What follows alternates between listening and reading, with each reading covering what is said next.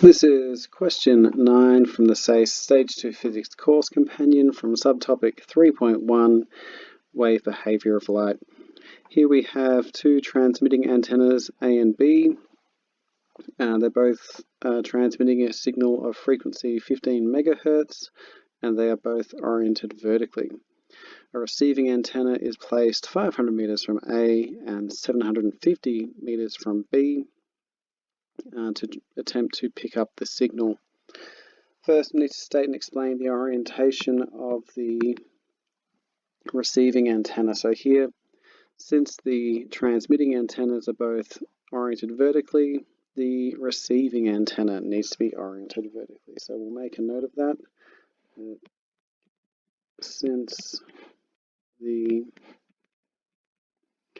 transmitting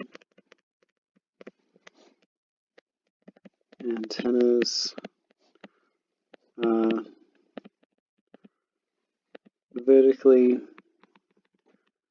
oriented, the receiving antenna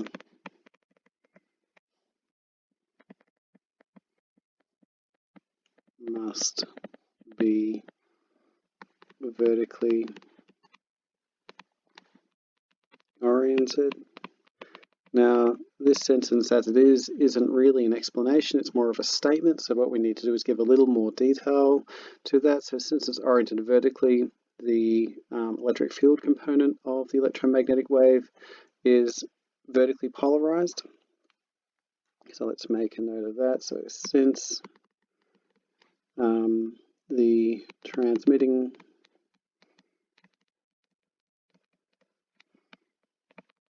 antenna is vertical, the electric field component of the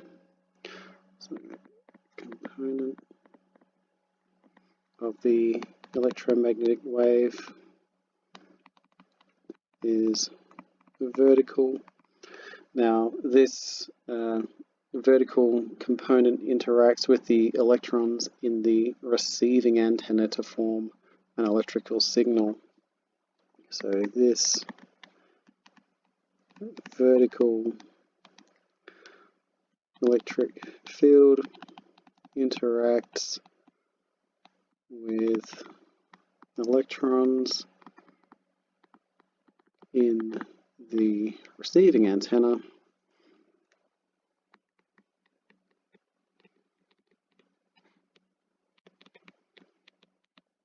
to form an electric signal. So that's a bit more substance than just stating the orientation itself. So now we have to explain why the signal at the receiving antenna will be at a minimum amplitude.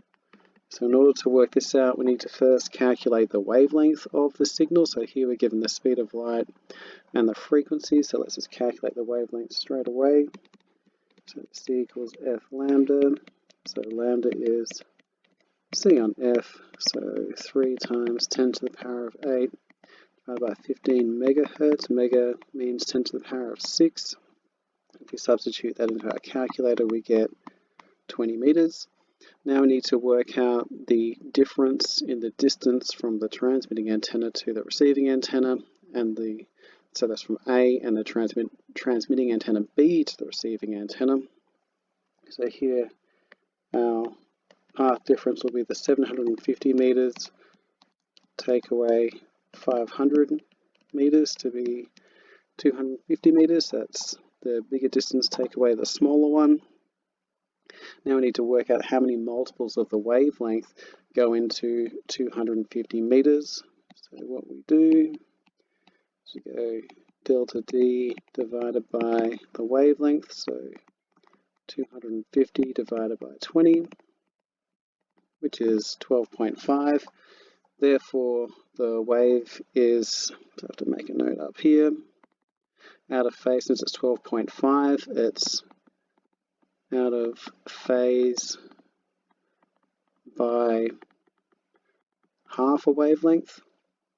Therefore, destructive interference will occur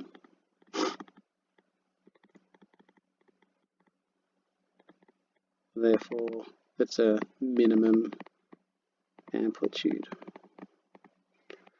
So that's a little bit tricky, so you have to work out the path difference between the two antennas, then divide that number by the wavelength of the signal. So here the 250 divided by the 20, if that ends up being an integer value, then it's going to be a maximum amplitude. If it's not an integer value, then there's going to be destructive interference occurring. If it's a 0.5, then it'll be the minimum signal, because it'll be essentially total destructive interference.